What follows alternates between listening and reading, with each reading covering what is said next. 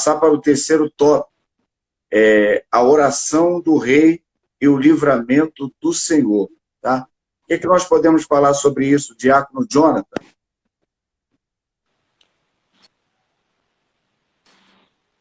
Pode ser para os irmãos. Senhor.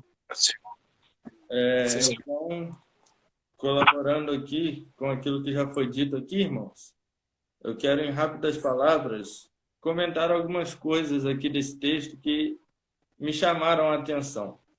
Primeiro, nós devemos lembrar que esta lição está estritamente ligada à lição passada que nós estudamos.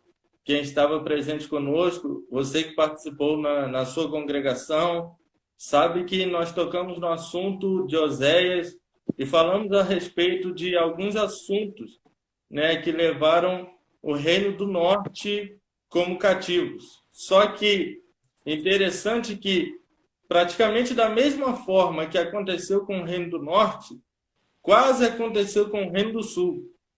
Só que a diferença é que o Reino do Sul ele tomou uma outra atitude.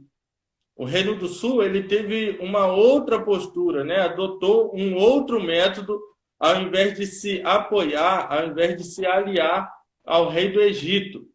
Ele, ao contrário disso, ele utilizou-se de uma arma que todos nós, cristãos, temos a possibilidade de usar, temos a possibilidade de dominá-la, que foi a oração. E o nosso comentarista, no primeiro subtópico, ele nos fala sobre a oração confiante de Ezequias. Ezequias, ele não só orou, ele orou já com uma confiança, com uma certeza dentro do seu coração. E isso me chama a atenção, porque quando nós oramos, nós estamos reconhecendo que não temos a possibilidade de fazer mais nada. Não temos mais o problema em nossa alçada, ou seja, já fugiu já das nossas possibilidades, já fugiu das nossas posições. Então, nós oramos porque reconhecemos que acima de nós está o Todo-Poderoso. E, apesar de ter fugido do nosso controle, tudo permanece no controle dele. E é por isso que nós oramos, é por isso que nós permanecemos em oração. Orar é uma necessidade na vida de todo cristão. E por isso nós precisamos utilizar esta arma que foi disponibilizada a todos nós. E corroborando aqui com este primeiro subtópico, é interessante que, como foi dito já na nossa introdução pelo nosso pastor, o nome Ezequias significa o Senhor fortalece. E eu gosto dessas palavras porque a atitude que Ezequias toma frente ao perigo, ela condiz totalmente com o significado do seu nome. Na Bíblia, nós temos alguns nomes que tinham um significado, mas a vida daquela pessoa foi totalmente contrária ao significado do seu nome. Só que na vida de Ezequias não foi assim. Da mesma forma que seu nome significava o Senhor fortalece, nos momentos de perigo, nos momentos de dificuldade, ele fez jus ao seu nome. Por quê? Ele não foi buscar ajuda na Síria, ou na verdade na Síria, nem no Egito, nem em qualquer outro país que tinha uma grande potência. Em quem que ele foi buscar então a sua força? Ele se aliou no Senhor. Tanto é que a Bíblia nos diz que nem antes nem depois dele não houve ninguém que confiasse no Senhor como ele. Tamanha foi a sua confiança em Deus. Ele foi alguém que se destacou porque ele depositou toda a sua confiança no Senhor dos Exércitos. E é interessante que muitas pessoas, quando têm um problema, recorrem primeiro aonde? Família, amigos, colegas, vizinhos. Isso é pecado? Claro que não. Só que a nossa primeira confiança não deve estar depositada em pessoas, mas no Deus que nós servimos. E esta é a principal lição que nós tiramos da vida do rei Ezequias. Só que, olhando para a Bíblia, eu acho algumas coisas interessantes. Primeiro, que na Bíblia nós achamos que aquele que busca o Senhor, ele não fica desamparado. Permita-me ler para os irmãos Salmo 9, verso 10. Olha o que o salmista diz. Em ti, pois, confiam os que conhecem o teu nome, porque tu, Senhor, não desamparas os que te buscam. Observe que ele não perdeu tempo em buscar ao Senhor.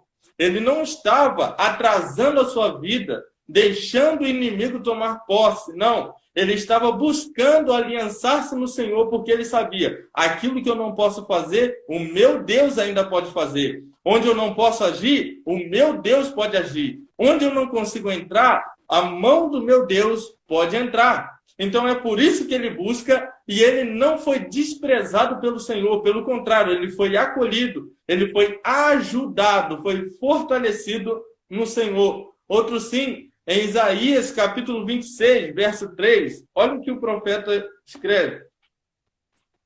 Tu conservarás em paz aquele cuja mente está firme em ti, porque ele confia em ti.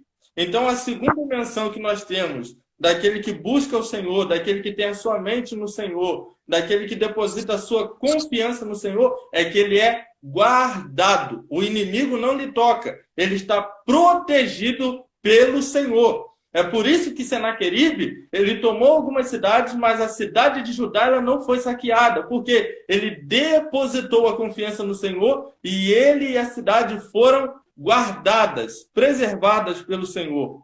Só que interessante, irmãos, é que nós precisamos notar que Senaqueribe ele só consegue intimidar quem não conhece o Senhor. Esta é a verdade. Senaqueribe só consegue colocar medo naqueles que não sabem quem é o Deus que ele serve. Mas, na vida do rei Ezequias, nós vemos que ele sabia quem era o Senhor. Por exemplo, em 2 Crônicas, no capítulo 32, no verso 7, verso 8, olha o que ele diz. Esforçai-vos e tende bom ânimo. Não temais, nem vos espanteis por causa do rei da Síria, nem por causa de toda a multidão que está com ele. Porque há um maior conosco do que com ele. Com ele está o braço de carne, mas conosco o Senhor nosso Deus, para nos ajudar e para guerrear nossas guerras. E o povo descansou nas palavras de Ezequias, rei de Judá. Perceba, irmãos, que ao invés dele colocar medo em Ezequias, o rei Ezequias era tão confiante em Deus que a Bíblia nos diz que o povo descansou nas suas palavras. Ao invés dele conseguir amedrontar, as palavras não tiveram efeito no coração do povo. Por quê? O povo estava confiante. Ezequias levou o povo a confiar no Deus de Israel. Em contrapartida, apesar de que hoje tem muitas pessoas que colocam medo, apesar de que tem muitas pessoas que colocam terror na vida de outras pessoas, Ezequias é o tipo de crente que nós precisamos ter. Que a nossa fé pegue em fé. Que a nossa fé se espalhe. Que o medo, como já foi dito aqui, não seja capaz de sufocar a nossa fé. Acima do perigo, a nossa confiança permanece em Deus. Então, observe que o Deus de Isaías, o Deus de Ezequias, não era qualquer Deus. Por quê? Em Isaías 64:4, já diz a Bíblia, porque desde a antiguidade não se ouviu, nem com o ouvido se percebeu, nem com os olhos se viu, um Deus além de ti, que trabalha para aquele que nele espera ou confia. Então, quando nós depositamos a nossa confiança em Deus, nós não perdemos tempo. Nós vemos Deus trabalhar em nosso favor. Para nós fecharmos aqui este primeiro subtópico, é interessante que a oração de Ezequias ela tinha um duplo alcance, podemos assim dizer.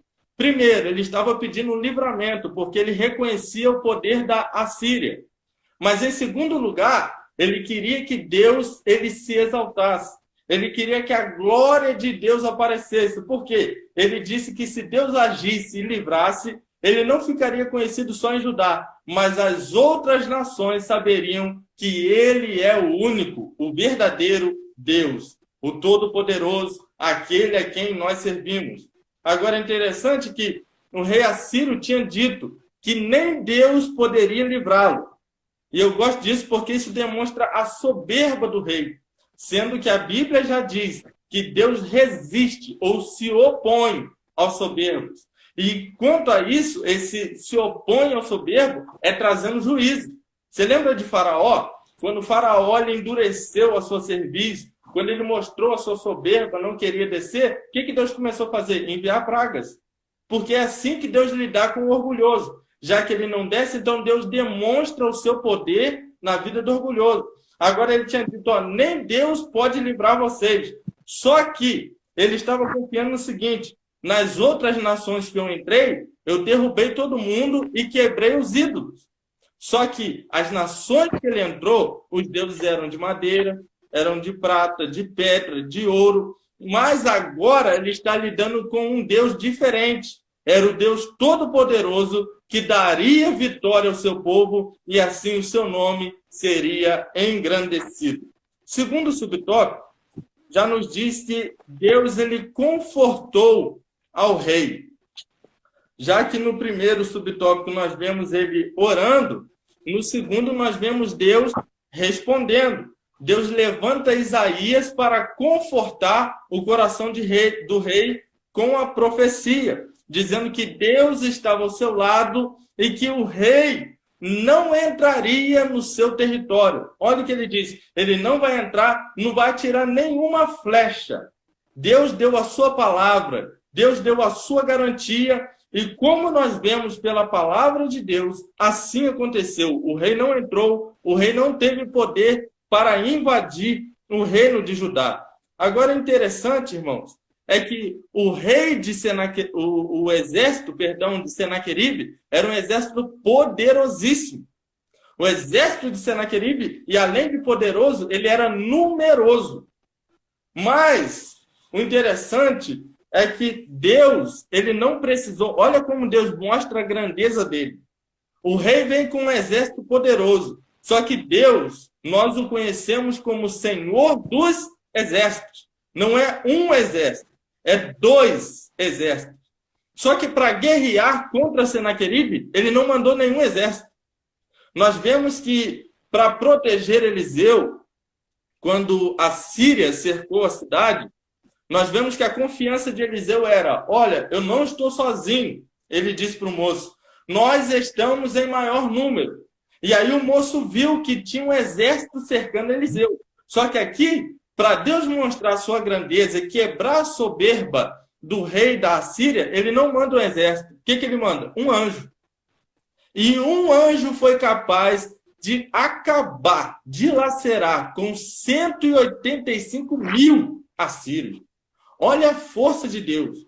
Olha a potência que Deus tem. Ninguém consegue se opor ao poder de Deus. Ninguém consegue falar de Deus e sair vivo para contar a história, como dizia o pastor Marco Feliciano.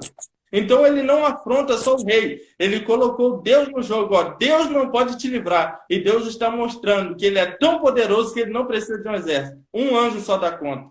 E eu lendo isso, eu gosto, sabe por quê? É interessante que em Provérbios 3:34, na versão Nova Almeida Atualizada, diz que Deus zomba dos zombadores. Por quê? O povo estava zombando do rei de Judá. Estava dizendo, você vai depositar confiança no Deus? Deus pode te livrar? Claro que não, está na minha mão. O poder está comigo. Só que aqui Deus usa uma forma para zombar daquele homem. E eu gosto disso, porque ele manda um anjo e esse um anjo dá conta.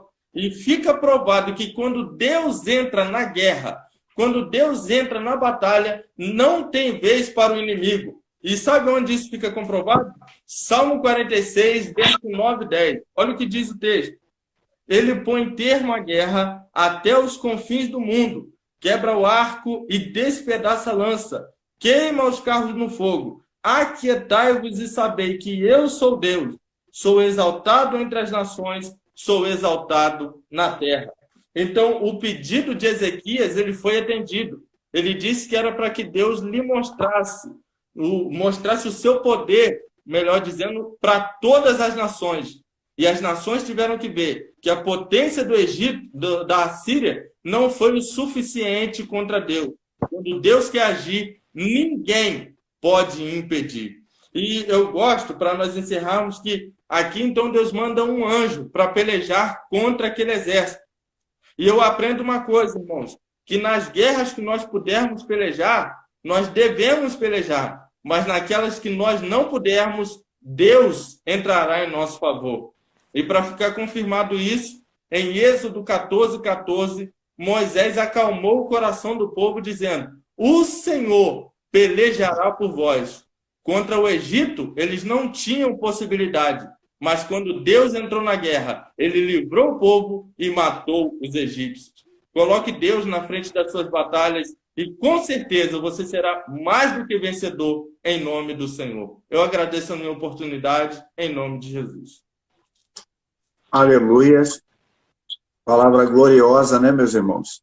Lembrando que é uma frase que a gente costuma sempre ouvir aqui: crente que ora não perde batalha. Todo crente que ora não perde batalha, nunca vai perder. Pode até parecer que ele perdeu, mas nunca perdeu a batalha, porque a oração é a chave da vitória de todo crente que ora, né? Meus irmãos, nós já estamos encerrando a nossa escola dominical. Quero lembrar que, como